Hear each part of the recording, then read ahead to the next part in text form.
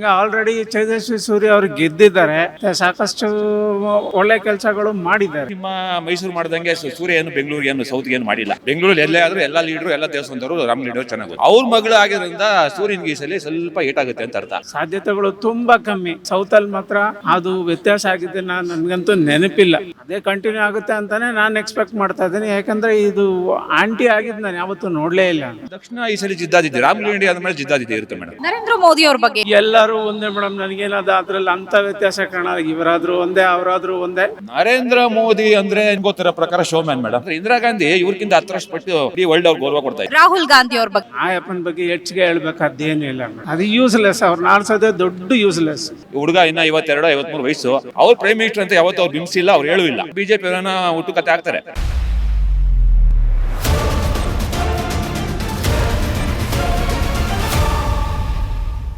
ಸದ್ಯ ನಾನು ಜಯನಗರದಲ್ಲಿದ್ದೀನಿ. ಬೆಂಗಳೂರು ಸೌತ್ ಇಂದ ಈಗಾಗಲೇ ಟಿಕೆಟ್ ಕೂಡ ಅನೌನ್ಸ್ ಆಗಿದೆ. ಹಾಗಾದ್ರೆ ಇಲ್ಲಿನ ಜನರು ಏನ್ ಹೇಳ್ತಾರೆ? ತೇಜಸ್ವಿ ಸೂರ್ಯ ಅವ್ರಿಗೆ ಜೈ ಅಂತಾರ ಅಥವಾ ಸೌಮ್ಯ ರೆಡ್ಡಿ ಅವರ ಕೈ ಹಿಡಿತಾರ? ಕೇಳೋಣ. ಸರ್, ತಮ್ಮ ಹೆಸರು? ನಾನು ಹೇಮರಾಜ್ ಅಂತ. ಓಕೆ, ಈಗ ತೇಜಸ್ವಿ ಸೂರ್ಯ ವರ್ಸಸ್ ಸೌಮ್ಯ ರೆಡ್ಡಿ ಅಂತ ಆದ್ರೆ ಯಾರು ಗೆಲ್ಬಹುದು ಸರ್?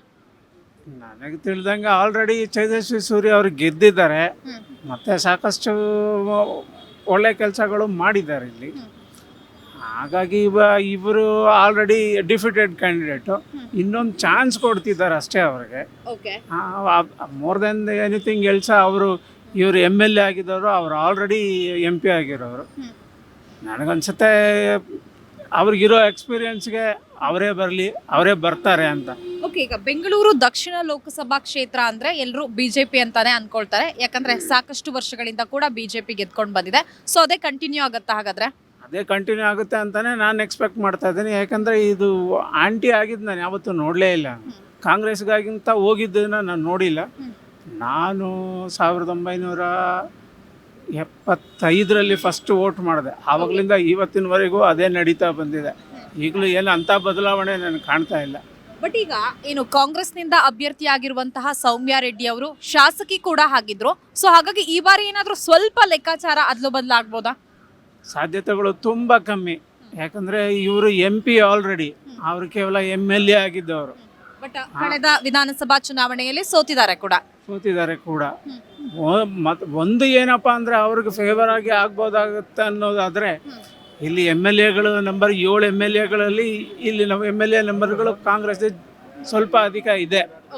ಆದ್ದರಿಂದ ಏನಾದರೂ ಒಂದು ಚಾನ್ಸ್ ಇರ್ಬೋದು. ನನಗಂತೂ ಆಗ ಅನ್ಸೋದಿಲ್ಲ. ಯಾಕಂದರೆ ಇಲ್ಲಿ ಮಾತ್ರ ಸೌತಲ್ಲಿ ಮಾತ್ರ ಅದು ವ್ಯತ್ಯಾಸ ಆಗಿದೆ. ನನಗಂತೂ ನೆನಪಿಲ್ಲ.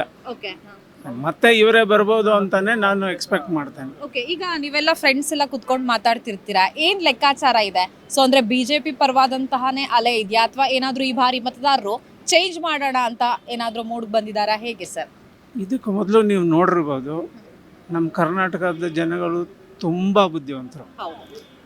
ವಿಧಾನಸಭೆಗೆ ಒಂದನ್ನು ಆರಿಸ್ತಾರೆ, ಸೆಂಟ್ರಲ್ಗೆ ಮತ್ತೊಂದನ್ನು ಆರಿಸ್ತಾರೆ. ಇದನ್ನು ನಾವು ನೋಡ್ತಾ ಬಂದಿದ್ದೀವಿ.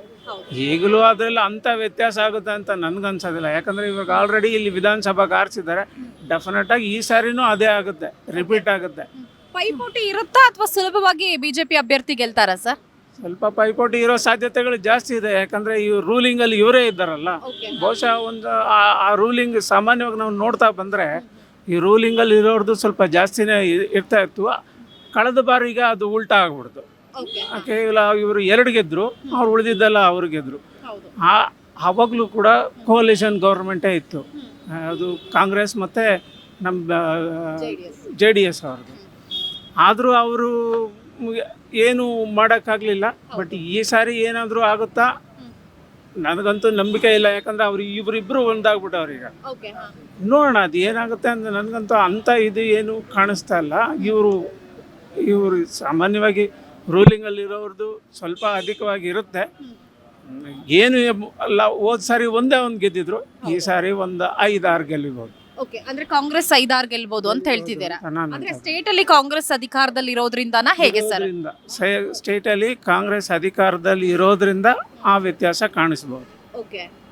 ಇಲ್ಲದೆ ಹೋದ್ರೆ ನೀವು ಹೇಳಿದ್ನಲ್ಲ, ಈಗ ತಾನೇ ಹೇಳಿದೆ, ಕೋಲಿಷನ್ ಗೌರ್ಮೆಂಟೇ ಇತ್ತು, ಆದರೂ ಏನು ಮಾಡೋಕ್ಕಾಗಲಿಲ್ಲ. ಬಟ್ ಈ ಸಾರಿ ಆಗ್ಬೋದು ಅನ್ಸುತ್ತೆ. ನರೇಂದ್ರ ಮೋದಿ ಅವ್ರ ಬಗ್ಗೆ ಏನ್ ಹೇಳ್ತೀರಾ ಸರ್? ಎಲ್ಲರೂ ಒಂದೇ ಮೇಡಮ್. ನನಗೇನದು ಅದರಲ್ಲಿ ಅಂಥ ವ್ಯತ್ಯಾಸ ಕಾಣಲ್ಲ. ಇವರಾದರೂ ಒಂದೇ, ಅವರಾದರೂ ಒಂದೇ.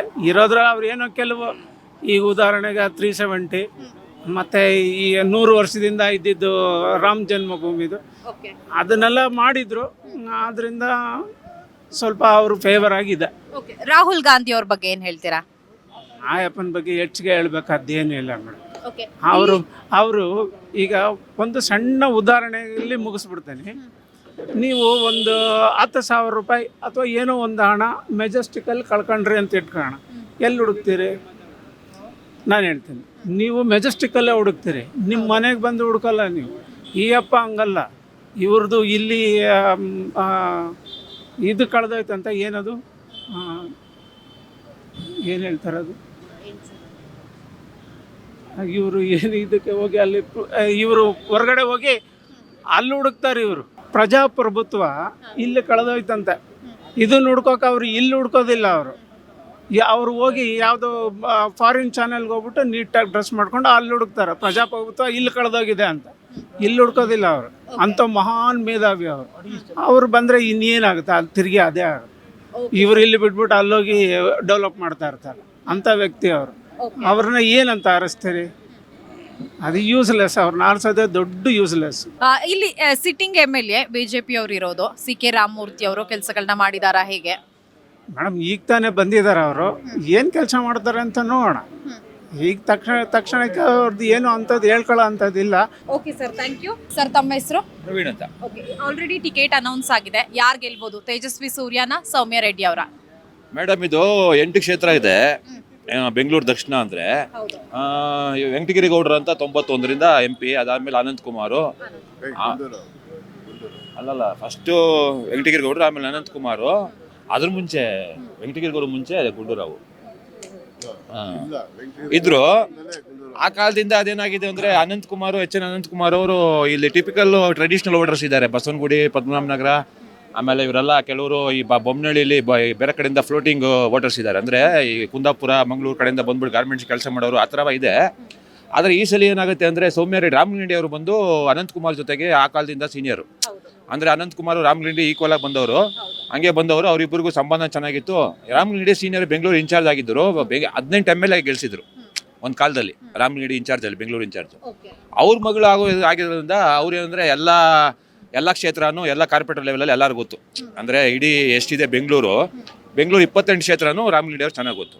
ಅವ್ರು ಬಂದರೆ ಅವ್ರ ಸ್ಪಂದನೆ ಏನಂದರೆ ಅವರು ಯಾವುದೇ ಸಮುದಾಯ ಆಗಲಿ ಯಾವುದೇ ಧರ್ಮದ ಜೊತೆ ಎಲ್ಲರೂ ಚೆನ್ನಾಗಿದ್ದಾರೆ. ಅಂದರೆ ಅವರು ಬ್ರಾಹ್ಮಣರು, ಹಿಂದೂ, ಕ್ರಿಶ್ಚಿಯನ್, ಮುಸ್ಲಿಂ ಅಂತೇನಿಲ್ಲ. ಬೆಂಗಳೂರಲ್ಲಿ ಎಲ್ಲೇ ಆದರೂ ಎಲ್ಲ ಲೀಡ್ರು, ಎಲ್ಲ ದೇವಸ್ಥಾನದವರು ರಾಮಲಿಂಗಡಿ ಅವ್ರು ಚೆನ್ನಾಗಿ ಗೊತ್ತು. ಅವ್ರ ಮಗಳು ಆಗಿರೋದ್ರಿಂದ ಸೂರ್ಯನ್ಗೆ ಈ ಸಲ ಸ್ವಲ್ಪ ಏಟಾಗುತ್ತೆ ಅಂತ ಅರ್ಥ. ಪೈಪೋಟಿ ಇರುತ್ತೆ ಹಾಗಾದ್ರೆ? ಪೈಪೋಟಿ ಅಂತಲ್ಲ ಮೇಡಮ್, ಪೈಪೋಟಿ ಅಂದರೆ ಈಕ್ವಲ್ ಆಗಿರುತ್ತೆ. ಆಮೇಲೆ ಸೋಮಣ್ಣ ಅವ್ರು ಬೇರೆ ಇದಕ್ಕೆ ಹೋಗ್ಬಿಟ್ಟಿದ್ದಾರೆ. ಯಾಕಂದರೆ ಅವರು ಇವಾಗ ಕೃಷ್ಣಪ್ಪ, ಪ್ರಿಯಾ ಕೃಷ್ಣ ಇಬ್ಬರು ಅಪ್ಪ ಮಗಂದು ಈ ಕ್ಷೇತ್ರದಲ್ಲೇ ಸೋಮಣ್ಣ ಇದ್ರು. ಸೋಮಣ್ಣ ಆ ಕಡೆ ಹೋಗಿದ್ದಾರೆ.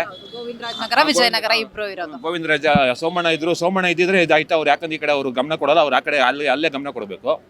ಆಮೇಲೆ ಇಲ್ಲಿ ಬೊಮ್ಮನಹಳ್ಳಿ ಅಂತ ಲಾಸ್ಟ್ ಟೈಮು ಇವರು ಉಮಾಪತಿ MLA ನಿಂತ್ಕೊಂಡು ಒಳ್ಳೆ ಫೈಟ್ ಕೊಟ್ಟಿದ್ದಾರೆ. ಕಮ್ಮಿ ಮಾರ್ಜಿನಲ್ಲಿ ಗೆದ್ದಿರೋದು. ಆಮೇಲೆ ಇದು RR ನಗರದಲ್ಲಿ ಮುನಿರತ್ನ ಅವ್ರದ್ದು ಬೇಜಾನ್ ಕ್ರಿಮಿನಲ್ ಕೇಸ್ಗಳೆಲ್ಲ ಇದೆ, ಅದನ್ನ ಎತ್ತಿ ಹಿಡಿತಾರೆ. ಈ ಎಲ್ಲ ರಾಜಕೀಯ ಬೆಳವಣಿಗೆಗಳನ್ನ ನೋಡಿದಾಗ ಸೌಮ್ಯ ರೆಡ್ಡಿ ಅವರಿಗೆ ಯಾರೇ ವಿನ್ ಆದ್ರೂ ಒಂದು ಅಮ್ಮಮ್ಮ ಅಂದ್ರೆ 10,000 20,000 ವಿನ್ ಆಗ್ತಾರೆ. ಯಾರು ವಿನ್ ಆಗ್ಬೋದು ಸರ್? ನನ್ಗೆ ಗೊತ್ತಿರೋ ರಾಮಲಿಂಗಡಿ ಅವ್ರ ಸೀನಿಯಾರಿಟಿ ಪ್ರಕಾರ ರಾಮಲಿಂಗಡಿ ಅವರು ಒಂದು 30,000 to 32,000 ಸೀನಿಯಾರಿಟಿ ಇದರಲ್ಲಿ ಲೀಡಿಂಗ್ ಅಲ್ಲಿ ಗೆಲ್ತಾರೆ ಅಂತ. ಹಾಗಾದ್ರೆ 30 ವರ್ಷಗಳ ಈ ರಾಜಕೀಯ ಚಿತ್ರಣ ಬದಲಾಗತ್ತಾ? ಯಾಕಂದ್ರೆ ಬಿಜೆಪಿ ಭದ್ರಕೋಟೆ ಇದು. ಸೊ ಬೆಂಗಳೂರು ಸೌತ್ ಅಂದ ತಕ್ಷಣ ಎಲ್ಲರೂ ಬಿಜೆಪಿ ಭದ್ರಕೋಟೆ ಅಂತ ಹೇಳ್ತಾ ಇದಾರೆ, ಕರೆಕ್ಟ್. ಆದ್ರೆ ಇವಾಗ ಗ್ಯಾರಂಟಿ ಅವರು ಬಿಜೆಪಿ ಬೈತಾ ಇದ್ದಾರೆ 6 ಗ್ಯಾರಂಟಿ ಬಗ್ಗೆ. ಆದ್ರೆ ಬಸವನಗುಡಿ, ಪದ್ಮನಾಭನಗರ ಆ ಟ್ರೆಡಿಷನಲ್ ಟಿಪಿಕಲ್ ವೋಟರ್ಸೇ ಬಸ್ಗಳು ಎತ್ಬಿಟ್ಟು ಅವರು ಟಿಕೆಟ್ ತಗೊಂಡು, ಪ್ಲಸ್ ಅವರು ಅಕ್ಕಪಕ್ಕ ಇದ್ದಾರಲ್ಲ, ಅವರು 2,000 ತಗೊಂಡು ಫ್ರೀ ಕರೆಂಟ್ ಎಲ್ಲ ತಗೊಂತಾ ಇದ್ದಾರೆ ಬ್ರಾಹ್ಮಣ ಓಟು. ಈಗ ಕಾಂಗ್ರೆಸ್ ಅವ್ರು ಕೊಟ್ಟರು ಅಂತ ಇಲ್ಲಿ ಬಂದು ಹೋಟ್ಲ್ ಹತ್ರ ಬೈತಾ ಇರ್ತಾರೆ ಬಿಜೆಪಿ. ಆದ್ರೆ ಅವರು ಓಟ್ ಇದೆಲ್ಲ ತಗೊಂಡಿದ್ದಾರೆ, ಏನು ಗ್ಯಾರಂಟೀಸ್ ಎಲ್ಲ. ಆ ಗ್ಯಾರಂಟಿ ಟರ್ನ್ ಆಗುತ್ತೆ ರಾಮಲಿಂಗಡಿ ಪರ ಅಂತ. ಯಾಕಂದ್ರೆ ಹೆಂಗಸರೆಲ್ಲ ಒಂದು ಸೈಡ್ ಆದ್ರೆ ಕೆಲವರು ಟ್ರೆಡಿಷನಲ್ ಟಿಪಿಕಲ್ ವೋಟರ್ಸು, ಕೆಲವು ಬ್ರಾಹ್ಮಣರು, ನಾಯ್ಡುಗಳು ಅದಿದ್ದಾರೆ, ಕೆಲವರು ಹಂಗೆ ಕಣ್ಣು ಮುಚ್ಕೊಂಡು ಓಟ್ ಹಾಕೋರು. ಅವ್ರದ್ದು ತೆಗೆದು ಬಿಟ್ರೆ ಬಾಕಿ ಎಲ್ಲ ಕಾಮನ್ ಆಗಿ ಮೋಸ್ಟ್ಲಿ ಕಾಂಗ್ರೆಸ್ಗೆ ಹಾಕ್ತಾರೆ. ಯಾಕಂದ್ರೆ 6 ಗ್ಯಾರಂಟಿ ಇದೆಯಲ್ಲ ಅದು ಫುಲ್ಫಿಲ್ ಮಾಡಿದ್ದಾರೆ. ಹಾಗಾದ್ರೆ ಜಿದ್ದಾಜಿದ್ದಿನ ಪೈಪೋಟಿ ಇರುತ್ತೆ ಬೆಂಗಳೂರು ಸೌತ್ ಅಲ್ಲಿ. ದಕ್ಷಿಣ ಈ ಸಲ ಜಿದ್ದಾಜಿದ್ದಿ, ರಾಮಲಿಂಗಡಿ ಆದ್ಮೇಲೆ ಜಿದ್ದಾಜಿದ್ದಿ ಇರುತ್ತೆ ಮೇಡಮ್. ಯಾಕಂದ್ರೆ ಅವರು ಡೇ ಅಂಡ್ ನೈಟ್ ಓಡಾಡೋರು. ಅವರು ಎಲೆಕ್ಷನ್ ಬಂತು ಅಂದ್ರೆ 3 ಗಂಟೆ ಅವ್ರು ಕೆಲಸ ಮಾಡ್ತಾರೆ, 2 ಅವರೇ ಮಲ್ಕೊಳೋದು. ಯಾರ ಬಗ್ಗೆ ಕೇಳಿ, ಎಲೆಕ್ಷನ್ ಅದು MLA ಆಗಲಿ MP ಎಲೆಕ್ಷನ್ ಆಯ್ತು ಅಂದ್ರೆ ಇದು ಮಗಳಾಗಿದ್ರಿಂದ ಅದು. ಆಮೇಲೆ ಅವರು ಪ್ರೂವ್ ಮಾಡಬೇಕು ನ್ಯಾಷನಲ್ ಲೆವೆಲಲ್ಲಿ ರಾಮಲಿಂಗಡಿಯವರಿಗೆ. ಯಾಕಂದ್ರೆ ಇಲ್ಲಿವರೆಗೂ ಅವ್ರು ಬೆಂಗಳೂರು ಇನ್ಚಾರ್ಜ್ ಆಗಿ ತೊಗೊಂಡಾಗಲೆಲ್ಲ ಅವರು ಒಳ್ಳೆ ಪ್ರೂವ್ ಮಾಡಿದ್ದಾರೆ. ಒಂದ್ಸಲ 18 MLA ತೊಗೊಂಡಿದ್ರು. ಆಮೇಲೆ ಹಂಗಿದೆ ರಾಮನಹಳ್ಳಿ ಮಗಳಾಗಿದ್ರಿಂದ ಪ್ಲಸ್ಸು ಕೃಷ್ಣ ಬೈರೇಗೌಡರು ಆಮೇಲೆ ದಿನೇಶ್ ಗುಂಡೂರಾವು ಆ ಥರ ಪ್ರಬುದ್ಧರು ಬಂದು ಸೌಮ್ಯ ರೆಡ್ಡಿ ಅವರಿಗೆ ಒಂದ್ಸಲಿ ಕೃಷ್ಣ ಬೈರೇಗೌಡರು ನಿಂತಿದ್ರು MP, ಬರೀ 30,000 ಸೋತಿದ್ದು. ಅವ್ರಿಗೆ ಸ್ವಲ್ಪ ಇನ್ಚಾರ್ಜ್ ಕೊಟ್ಟರೆ ಬೆಂಗಳೂರು ದಕ್ಷಿಣಕ್ಕೆ ಕೃಷ್ಣ ಬೈರೇಗೌಡರಿಗೆ ಅವ್ರು ಸ್ವಲ್ಪ ಅವ್ರದ್ದು ಬ್ಯಾಚ್ ಎಲ್ಲ ಚೆನ್ನಾಗಿದೆ. ಗ್ರೂಪ್ ಎಲ್ಲ ಮಾಡ್ಕೊಂಡು ಸಾಫ್ಟ್ವೇರ್ ಎಜುಕೇಟರ್ ಎಲ್ಲ ಮಾಡ್ಕೊಂಡು ಯೂತ್ಸ್ ಎಲ್ಲ ಹಾಕೊಂಡು ದೊಡ್ಡ ಕ್ಯಾನ್ವಾಸ್ ಮಾಡ್ತಾರೆ. ಅವ್ರನ್ನ ಕೃಷ್ಣ ಬೈರೇಗೌಡರು ಆ ಥರ ಒಂದು 3-4 ಜನ ಅವರಿಗೆ ಸೌಮ್ಯ ರೆಡ್ಡಿಗೆ ಸ್ವಲ್ಪ ಸಪೋರ್ಟ್ ಮಾಡಿ ಕೊಟ್ಟರೆ ಈ ಇಬ್ಬರಿಗೂ ಈಕ್ವಲ್ ಫೈಟ್ ಇದೆ ಮೇಡಮ್. ಬೆಂಗಳೂರು ದಕ್ಷಿಣದ ಜನರು ಬದಲಾವಣೆ ಏನಾದರೂ ಬಯಸ್ತಾ ಇದ್ದಾರಾ? ಬೆಂಗಳೂರು ದಕ್ಷಿಣ ಇಲ್ಲಿ ನೋಡಿ, ಜಯನಗರದಲ್ಲಿ 57-57 ಕ್ಲೋಸ್ ಫೈಟು. ಅದೇನೋ ಒಳಗಡೆ ಎಲೆಕ್ಷನ್ ಏನೋ ಇದಾಯ್ತು, ಕೋರ್ಟಲ್ಲಿ ಕೇಸ್ ಇದೆ, ಅದು ಈಕ್ವಲ್ ಆಗಿದೆ. ಜಯನಗರ ಏನಿಲ್ಲ, ಜಯನಗರ ಲೀಡ್ ಬರುತ್ತೆ MP ಲಿ. ಜಯನಗರ ಲೀಡ್ ಬರುತ್ತೆ, BTM ಲೇಔಟ್ ಲೀಡ್ ಬರುತ್ತೆ. ಆಮೇಲೆ RR ನಗರ ಆಲ್ರೆಡಿ ಅವ್ರದೆಲ್ಲ ಏನೋ ಇದು ಕೇಸೆಲ್ಲ ಇದೆ, ಅಲ್ಲೂ ಲೀಡ್ ಬರುತ್ತೆ ಈ ಸಲ. RR ನಗರ ಬೆಂಗಳೂರು ಗ್ರಾಮಾಂತರಕ್ಕೆ ಇದು ಬೆಂಗಳೂರು ಗ್ರಾಮಾಂತರಕ್ಕೆ ಹೋಗುತ್ತೆ. ಹೌದೌದು ಮೇಡಮ್. ಒಂದು BTM ಲೇಔಟ್ ಬೊಮ್ಮನಹಳ್ಳಿ ಅಲ್ವಾ, BTM ಲೇಔಟ್ ಬೊಮ್ಮನಹಳ್ಳಿ, ಜಯನಗರ, ಪದ್ಮನಾಭ ನಗರ ಅಲ್ವಾ. ಪದ್ಮನಾಭ ನಗರ ಏನಾಗುತ್ತೆ ಅಂದ್ರೆ ಲಾಸ್ಟ್ ಟೈಮೇ ಅವರು ಅನಂತಕುಮಾರ್ ಕೊಟ್ಟಿಲ್ಲ ಅಂದ್ಬಿಟ್ಟು ಸ್ವಲ್ಪ ಬೇಜಾರಿತ್ತು ಅಶೋಕ್ಗೆ, ಇವ್ರಿಗೆಲ್ಲ ಇತ್ತು. ಆಮೇಲೆ ಇವ್ರು ಲಾಸ್ಟಲ್ಲಿ ಸೂರ್ಯ ಅಂತ. ಆದರೆ ಅಂದರೆ ಇಲ್ಲಿ ಬೆಂಗಳೂರಲ್ಲಿ ಯಾವುದೇ ಪ್ರತಾಪ್ ಸಿಂಹ ಮೈಸೂರು ಮಾಡ್ದಂಗೆ ಸೂರ್ಯ ಏನು ಬೆಂಗಳೂರಿಗೆ ಏನು ಸೌತ್ಗೆ ಏನು ಮಾಡಿಲ್ಲ. ಇದೇನಂದರೆ ಆಲ್ರೆಡಿ ಬೆಳೆದಿರೋ ಏರಿಯಾ ಡೆವಲಪ್ಮೆಂಟ್ ಆಗಿದೆ. ಬೊಮ್ಮನಹಳ್ಳಿ ಕೆಲವು ಕ್ಷೇತ್ರ ಮಾತ್ರ ಡೆವಲಪ್ಮೆಂಟ್ ಮಾಡಬೇಕು. ಆ ಕೆರೆದು ಅದು ಇದೆಲ್ಲ ಇದೆ ಅಷ್ಟೇ, ಬೇರೆ ಎಲ್ಲ ಮೆಟ್ರೋದೇನೋ ಇದ್ರೆ ಟ್ರಾಫಿಕ್ ಪ್ರಾಬ್ಲಮ್ಮು ಇಲ್ಲ ಇದು ಪ್ರಾಬ್ಲಮ್ಮು ಇದೆ, ಬೇರೆ ಏನು ಬೇಕಾಗಿಲ್ಲ. ಬೆಂಗಳೂರು ದಕ್ಷಿಣದಲ್ಲಿ 1-2 ಕ್ಷೇತ್ರ ಬಿಟ್ಟರೆ ಆಲ್ರೆಡಿ ಎಲ್ಲ ಡೆವಲಪ್ಡ್ ಆಗಿದೆ. ಅದರಿಂದ ಅದು ಇದು ಬರಲ್ಲ. ಈ ಗ್ಯಾರಂಟಿ ಎಫೆಕ್ಟ್ ಆಗುತ್ತೆ ಅಂತ ನನಗೇನೋ ಡೌಟ್ ಮೇಡಮ್. ನರೇಂದ್ರ ಮೋದಿ ಅವ್ರ ಬಗ್ಗೆ ಏನು ಹೇಳ್ತೀರಾ ಸರ್? ನರೇಂದ್ರ ಮೋದಿ ಅಂದರೆ ನೀವು ನನ್ಗೆ ಗೊತ್ತಿರೋ ಪ್ರಕಾರ ಶೋಮ್ಯಾನ್ ಮೇಡಮ್, ಆಯಿತಾ. ಇವಾಗ 10 ವರ್ಷದಲ್ಲಿ ನೀವು ಒಂದೊಂದೇ ಲೆಕ್ಕ ಹಾಕೊಂಡು ಹೋದರೆ ಅವ್ರು ಏನೇನು ಕೊಟ್ಟಿದ್ದಾರೆ ಮ್ಯಾನಿಫೆಸ್ಟೋದಲ್ಲಿ 2014, 2019 ಎರಡು ಮ್ಯಾನಿಫೆಸ್ಟೋ ನೋಡ್ಕೊಂಬನ್ನಿ. ಅದು ಇವಾಗ ನ್ಯಾಚುರಲ್ ಆಗಿ ನೀವು ಹೇಳ್ಬೋದು, ನೀವು ಏನಪ್ಪ ಇದು ಅಯೋಧ್ಯೆಯಲ್ಲಿ ರಾಮ ಕಟ್ಬಿಟ್ಟವನೇ ಅದು ಒಂದು ಅವ್ಯವ ಆಗುತ್ತೆ. ಅದು ಬರಲ್ಲ. ಅದೇನಂದರೆ ಅದು ಬಾಬ್ರಿ ಮಸ್ಜಿದ್ ಕೇಸು, ಅದು ಕ್ರಿಮಿನಲ್ ಕೇಸು. ಅಯೋಧ್ಯೆ ಒಂದು ಇದು ಲ್ಯಾಂಡ್ ಡಿಸ್ಪ್ಯೂಟ್ ಕೇಸು. ಅದು ಕೋರ್ಟು ಗ್ರಾಜುಯೆಲ್ಲ ಬಂತು, ಗೋಗೊಯ್ ಅಂತ ಬಂದರು, ಅವರು ಮಾಡಿದ್ರು. ಅದೇನೋ ಹೇಳ್ತಾ ಇದ್ದಾರೆ, ಅದೇನೋ ಮೆಸ್ಮರೈಸ್ ಮಾಡಿಬಿಟ್ಟು ಅವ್ರ ಹತ್ರ ಹೊಡೆದಿದ್ದಾರೆ ಜಜ್ಮೆಂಟ್ ಅಂತ ಹೇಳ್ತಾರೆ. ಮೆಸ್ಮರೈಸ್ ಮಾಡಿದ್ದಾರೆ ಗೋಗೊಯ್, ಆಮೇಲೆ ಲಾಮಿನೇಟೆಡ್ ಮೆಂಬರ್ ಬೇರೆ ತೊಗೊಂಡಿದ್ದಾರೆ. ಆ ಜಜ್ಮೆಂಟ್ ಹೊಡೆದ ಮೇಲೆ ಅಂತೆಲ್ಲ ಮೆಸ್ಮರೈಸ್ ಮಾಡಿ ಹೊಡೆಸಿದ್ದಾರೆ. ಯಾಕಂದ್ರೆ ಅದು ಬೇಕು ಅವ್ರಿಗೆ ಮ್ಯಾನಿಫೆಸ್ಟೋ. ಯಾಕಂದ್ರೆ ಅವರು ಜನತಾ ಪಾರ್ಟಿ ಅಂತ ಮಾಡಿದಾಗ ಅವ್ರ ಮ್ಯಾನಿಫೆಸ್ಟೋಲ್ಲಿ ಇದ್ದಿದ್ದು ಒಂದು ಜಮ್ಮು ಕಾಶ್ಮೀರ, 2ನೇದು ಅಯೋಧ್ಯೆಯಲ್ಲಿ ರಾಮ, 3ನೇದು ಇದು ಯೂನಿಫಾರ್ಮ್ ಸಿವಿಲ್ ಕೋಡು, 4ನೇದು ಅದು 4 ಇತ್ತು, ಅದು ಎಲ್ಲ ಕಂಪ್ಲೀಟ್ ಮಾಡಬೇಕು. ಯೂನಿಫಾರ್ಮ್ ಸಿವಿಲ್ ಕೋಡ್ ಒಂದು ಬಾಕಿ ಇದೆ ಅವ್ರಿಗೆ. ಅದು ಅವ್ರ ಕಂಪ್ನಿ. ಆದರೆ ಅದು BJPದಲ್ಲ ಮೇಡಮ್, ಅದು ಕೋರ್ಟಲ್ಲಿ ಬಂದು ಸುಪ್ರೀಂ ಕೋರ್ಟಿಂದ ಗ್ರಾಜುಯಲ್ ಬಂದು ಅದು 20 ಇಯರ್ಸಿಂದ ಕೇಸ್ ನಡ್ಕೊಂಡು ಬರ್ತಾಯಿದೆ. ಅದಾಗಿದ್ದು ಆ ಬೇಬಿ ಇವ್ರಿಗೇನಾಗಲ್ಲ. ಅದನ್ನು ಇವರು ಜೈರಾಮ್ ಅಂತ ಗಮನಿಸ್ತಾರೆ. ಈ ಸಲ ಬೇರೆ ಅಯೋಧ್ಯೆ ಮುಗಿದ ಮೇಲೆ, ಅಯೋಧ್ಯೆಯಲ್ಲಿ ರಾಮನ ದೇವಸ್ಥಾನ ಬಂದ ಮೇಲೆ ಫಸ್ಟ್ ರಾಮನವಮಿ ಆಗುತ್ತೆ. ಅದು ಎಲೆಕ್ಷನ್ಗೆ ಕೊಲೈಡ್ ಆಗ್ತಾ ಇದೆ. ಅದೇನಂದರೆ ಜನರ ಮೆಮರಿಲಿ 2 ತಿಂಗಳಿರುತ್ತೆ, ಯಾವುದೇ ಇನ್ಸಿಡೆಂಟ್ ಆದರೂ ಯಾವುದೇ 2 ತಿಂಗಳಿರುತ್ತೆ. ಅದು ಎಲೆಕ್ಷನ್ ಕಮಿಷನರ್ ಅವ್ರು ನೋಡ್ಕೊಂಡು ಮಾಡಬೇಕಾಯ್ತು. ಏಪ್ರಿಲ್ 17 ರಾಮನವಮಿ ಬರ್ತಾ ಇದೆ. ಅದು ಮೆಮರಿಲಿ ಇವರೇ ಮಾಡಿಬಿಟ್ರು ಅಂತ ಇವರೇನ ಜೈ ಶ್ರೀರಾಮ್ ಅಂದ್ಬಿಟ್ಟು ಎಲ್ಲ ಸ್ಪೀಚಲ್ಲಿ ಸ್ಟಾರ್ಟ್ ಮಾಡಿಬಿಟ್ರೆ ಸಾಕಲ್ಲ, ನಾನೇ ಮಾಡಿದೆ ಅಂತ ಲೆಕ್ಕ ಆಗೋಗುತ್ತೆ. ಅವ್ರು ಹೇಳೋದು ಬೇಕಾಗಿಲ್ಲ, ನಾನೇ ಮಾಡಿದೆ ಅಂತ. ಜೈ ಶ್ರೀರಾಮ್ ಅಂದ ತಕ್ಷಣ ನೋಡಪ್ಪ ನನ್ನ ಕಾಲದಲ್ಲಿ ಆಯಿತು ಅಂತ ಅದು ಜನಕ್ಕೊಂದು ಮೆಸೇಜ್ ಆಗುತ್ತೆ. ಅದು ರಾಮನವಮಿ ಬೇರೆ ಬರ್ತಾ ಇದೆ. ಆಫ್ಟರ್ 600 ಇಯರ್ಸ್ ಆ ದೇವಸ್ಥಾನ ಬಂದ ಮೇಲೆ ಫಸ್ಟ್ ರಾಮನವಮಿ ಆಗುತ್ತೆ. ಅದಾಯ್ತಾ. ಅದು ಹೇಳ್ತಾರೆ, ಈ ಥರ ಶೋಮ್ಯಾನ್ ತೋರಿಸ್ತಾರೆ ಹೊರತು ಆಮೇಲೆ 100 ಸ್ಮಾರ್ಟ್ ಸಿಟಿ ಮಾಡ್ತೀನಿ ಅಂತ ಹೇಳಿದ್ರು, ಮಾಡಿಲ್ಲ. ಆಮೇಲೆ ವಂದೇ ಭಾರತ್ ಎಕ್ಸ್ಪ್ರೆಸ್ ಅಂತ ಹೇಳ್ತಾ ಇದ್ದಾರೆ, ಅದು ಬರೀ ಫೈಬರ್ ಬಾಡಿ. ಸದ್ಯಕ್ಕೆ ಚೆನ್ನಾಗಿ ಕಾಣಿಸುತ್ತೆ, ಒಂದು 2-3 ಇಯರ್ಸ್ ಗೇಜ್ ಇಲ್ಲ, ಸ್ಟ್ರಾಂಗ್ ಇಲ್ಲ ಬಾಡಿ, ಆಯಿತಾ. ಆಮೇಲೆ ಸ್ಮಾರ್ಟ್ ಸಿಟಿ ಮಾಡ್ತೀನಿ ಅಂದರೆ ಬೆಂಗಳೂರು ಒಂದೇ ಸ್ಮಾರ್ಟ್ ಸಿಟಿ, ಎಲ್ಲ ಬಂದು ಇಡೀ ನಿಮಗೆ ಗೊತ್ತು, ಇಡೀ ಎಲ್ಲ ರಾಜ್ಯದವ್ರು ಬಂದು ಬೆಂಗಳೂರಲ್ಲೇ ಕೆಲಸ ಮಾಡ್ತಾ ಇದ್ದಾರೆ, ಬೇರೆ ಯಾವುದು ಸ್ಮಾರ್ಟ್ ಸಿಟಿ ಮಾಡಿಲ್ಲ. ಆಮೇಲೆ ಇವ್ರು ಹೇಳ್ತಾರೆ ಫಾರಿನಲ್ಲೆಲ್ಲ ಎಲ್ಲ ಕಡೆ ಹೋಗ್ಬಿಟ್ಟು ಎಲ್ಲ ನೋಡಿದ್ರು ಇಡೀ ವರ್ಲ್ಡಲ್ಲಿ ಇದಾಗ್ಬಿಟ್ಟಿದೆ, ಕಮೆಂಟ್ ಆಗ್ಬಿಟ್ಟಿದೆ ಇಂಡಿಯಾ ಅಂತ. ಇಂದಿರಾ ಗಾಂಧಿ ಕಾಲದಲ್ಲೇ ನೀವು ಹಳೆ ವೀಡಿಯೋ ದೂರದರ್ಶನ ವೀಡಿಯೋ ತೆಗೆದು ನೋಡಿದ್ರೆ ಏರ್ಪೋರ್ಟಿಂದ ಅವ್ರು ಎಲ್ಲಿ ಹೋಗ್ತಾ ಇದ್ರು, ಯಾವ ಮೀಟಿಂಗ್, ಅಲ್ಲಿ ಫುಲ್ ರೋಡೆಲ್ಲ ವೆಲ್ಕಮ್ ಇತ್ತು. ಇಂದಿರಾ ಗಾಂಧಿ ಕಾಲದಲ್ಲೇ 1965 1984ವರೆಗೂ ಇಂದಿರಾ ಗಾಂಧಿ ಎಲ್ಲೇ ಹೋದ್ರು, ರಷ್ಯಾ ಹೋಗಲಿ, ಸ್ವೀಡನ್ ಹೋಗಲಿ, ಅವ್ರಿಗೂ ಇವ್ರಿಗೇನು ಅವಾಗೇನಂದ್ರೆ ಸೋಷಿಯಲ್ ಮೀಡಿಯಾ ಇರಲಿಲ್ಲ, ಜನಕ್ಕೆ ಗೊತ್ತಾಗ್ತಾ ಇರಲಿಲ್ಲ. ಇವಾಗ ಸೋಷಿಯಲ್ ಮೀಡಿಯಾ ಇದೆ. ಆದರೆ ಇಂದಿರಾ ಗಾಂಧಿ ಇವ್ರಿಗಿಂತ 10 ಪಟ್ಟು ಇಡೀ ವರ್ಲ್ಡ್ ಅವ್ರು ಗೌರವ ಕೊಡ್ತಾ ಇತ್ತು. ರಾಹುಲ್ ಗಾಂಧಿ ಅವ್ರ ಬಗ್ಗೆ ಏನು ಹೇಳ್ತೀರಾ ಸರ್? ರಾಹುಲ್ ಗಾಂಧಿ ಅಂದರೆ ಇವಾಗ ಏನು ಗೊತ್ತಾ, ಇವಾಗ ಇಂಡಿಯಾ ರಾಜೀವ್ ಗಾಂಧಿ ಕಾಲ ಅಲ್ಲ. ಇವಾಗ 84 ಅಂದರೆ ದೇಶ ಚಿಕ್ಕದಿತ್ತು, 60-70 ಕೋಟಿ ಪಾಪ್ಯುಲೇಷನ್ ಇತ್ತು. ಹುಡುಗ ಇನ್ನೂ 52-53 ವಯಸ್ಸು. ಗ್ರ್ಯಾಜುಯಲ್ ಆಗಿ ಅನುಭವ ತಗೊತಾ ಇದ್ದಾನೆ. ಅವನೇ ಆಗ್ಬೇಕಂತ ಇಲ್ಲಿವರೆಗೂ ಯಾವುದೇ ಸ್ಟೇಟ್ಮೆಂಟ್ ನಾನು ಪ್ರೈಮ್ ಮಿನಿಸ್ಟರ್ ಆಗಬೇಕು ಅಂತ ಹೇಳಿಲ್ಲ. ಅವರಾಗಲಿ ಅವ್ರ ತಾಯಿ ಆಗಲಿ, ಅವ್ರ ತಾಯಿ 96ಅಲ್ಲಿ ಅಧ್ಯಕ್ಷ ಆದಾಗಲಿಂದ ಹಿಡಿದು 50ವರೆಗೂ ಅವ್ರು ಪ್ರೈಮ್ ಮಿನಿಸ್ಟರ್ ಆಗ್ತಾರೆ. ಇವರೇ BJP ಅವರನ್ನ ಹುಟ್ಟುಕತೆ ಆಗ್ತಾರೆ. ಅವರೇ ಅಂದರೆ ಅವ್ರ ತಾತನ ಕಾಲದಿಂದ ಅದು ಪಕ್ಷ ಅವ್ರದ್ದು, ಮಾತೃ ಪಕ್ಷ ಅವ್ರದ್ದು, ಅದಕ್ಕೋಸ್ಕರ ಅವ್ರು ಹೋರಾಟ ಮಾಡ್ತಾ ಇದ್ದಾರೆ. ರಾಹುಲ್ ಗಾಂಧಿ ಅವ್ರು ಪ್ರೈಮ್ ಮಿನಿಸ್ಟರ್ ಅಂತ ಯಾವತ್ತೂ ಅವ್ರು ಬಿಂಬಿಸಿಲ್ಲ, ಅವ್ರು ಹೇಳುವಿಲ್ಲ. ಅಂದರೆ ಸೀನಿಯರ್ ಲೀಡರ್ಗಳು ಕೆಲವರೆಲ್ಲ ಅವ್ರ ಆಸೆ ಇರೋರು ಅವ್ರ ಕೆಲಸ ಮಾಡ್ಕೊಳಕ್ಕೆ ಕಾಂಗ್ರೆಸ್ ಪಾರ್ಟಿಲಿ ಅವ್ರು ಹೇಳ್ತಾರೆ ರಾಹುಲ್ ಗಾಂಧಿ ಆಗಲಿ ಅಂತ. ಅವರಾಗ ಅವ್ರು ಹೇಳಿಲ್ಲ. ಆದರೆ ಎಲ್ಲ ಮನಮೋಹನ್ ಸಿಂಗ್ ಹೆಂಗೆ ಮಾಡಿದ್ರು, ಒಂದ್ಸಲಿ ಮೆಜಾರಿಟಿ ಬಂದ ಮೇಲೆ ಬೈ ಚಾನ್ಸ್ ಕೋಲೇಷನ್ ಆದರೆ ಅವಾಗ ಒಂದು ಕ್ಯಾಂಡಿಡೇಟ್ನ ಅವ್ರು ಕಾಂಗ್ರೆಸ್ ಅವರು ಪ್ರತಿಬಿಂಬಿಸ್ತಾರೆ ಅಂತ. ರಾಹುಲ್ ಗಾಂಧಿ ಅವ್ರು ಹೇಳಿಲ್ಲ. ರಾಹುಲ್ ಗಾಂಧಿ ಆಗ್ತೀನಿ ನೀವು ಅನ್ಕೊಂಬಿಡಿ. ಅಂದ್ರೆ ಇನ್ನೂ ಏಜ್ 52 ಇದೆ. ಗ್ರಾಜುವಲ್ ಅನುಭವ ಆಗ್ಬಿಟ್ಟು ಬೈ ಚಾನ್ಸ್ ಆ ಥರನ ಜನ ಕೊಟ್ಟರೆ ಪ್ರಜಾಪ್ರಭುತ್ವದಲ್ಲಿ 220, 230 ಕೊಟ್ಟರೆ ಅವಾಗ ಸ್ವಲ್ಪ ಯೋಚನೆ ಮಾಡ್ಬೋದೇನೋ ಅವರು. ಜನ ಪ್ರತಿದಿನ ಟೈಮ್ ಸರಿಯಾಗಿ ಊಟ ಮಾಡ್ತಾರೋ ಬಿಡ್ತಾರೋ, ಆದರೆ ಪೊಲಿಟಿಕಲ್ ಟ್ರೆಂಡ್ ಏನಿದೆ ಅಂತ ಪ್ರತಿದಿನ ಪ್ರತಿ ಕ್ಷಣ ಕಾಯ್ತಿರ್ತಾರೆ. ಕರ್ನಾಟಕದ ಅಖಾಡದಲ್ಲಿ ಯಾವ ಅಭ್ಯರ್ಥಿ ಅಬ್ಬರಿಸಿದ್ರು ಮತ್ಯಾವ ಅಭ್ಯರ್ಥಿ ತತ್ತರಿಸಿದ್ರು ಅಂತ ನೋಡೋಕೆ ಕಾತರದಿಂದ ಕಾಯ್ತಿರ್ತಾರೆ. 28 ಕ್ಷೇತ್ರಗಳ ಪ್ರತಿದಿನದ ಪಬ್ಲಿಕ್ ಪಲ್ಸ್ ಏನು, ಪ್ರಚಾರದಲ್ಲಿ ಯಾರ ಮುಂದೆ ಯಾರ ಹಿಂದೆ ಎಲ್ಲ ಮಾಹಿತಿಯನ್ನು ನಾವು ಕೊಡ್ತೇವೆ. ಕರ್ನಾಟಕ ಕುರುಕ್ಷೇತ್ರ 28 ಕ್ಷೇತ್ರಗಳ ಡೈಲಿ ನ್ಯೂಸ್ ಪ್ರತಿದಿನ ರಾತ್ರಿ 8 ಗಂಟೆಗೆ ಯೂಟ್ಯೂಬ್ನಲ್ಲಿ ಕರ್ನಾಟಕ ಟಿವಿ ಅಂತ ಸರ್ಚ್ ಮಾಡಿ, ನಂತರ ನಮ್ಮ ಕರ್ನಾಟಕ ಟಿವಿ ಸಬ್ಸ್ಕ್ರೈಬ್ ಮಾಡಿ. ಸಬ್ಸ್ಕ್ರೈಬ್ ಆದಮೇಲೆ ನಿಮಗೆ ಹೋಮ್ ಪೇಜ್ ಬಂದರೆ ಕಮ್ಯುನಿಟಿ ಅನ್ನೋ ಆಪ್ಷನ್ ಸಿಗುತ್ತೆ. ಈ ಕಮ್ಯುನಿಟಿ ಆಪ್ಷನ್ ಕ್ಲಿಕ್ ಮಾಡಿದ್ರೆ ನಿಮ್ಮ ಕೆಳಗಡೆ 28 ಲೋಕಸಭಾ ಕ್ಷೇತ್ರಗಳ ಒಂದು ಪೋಲ್ ಕ್ರಿಯೇಟ್ ಮಾಡಲಾಗಿದೆ.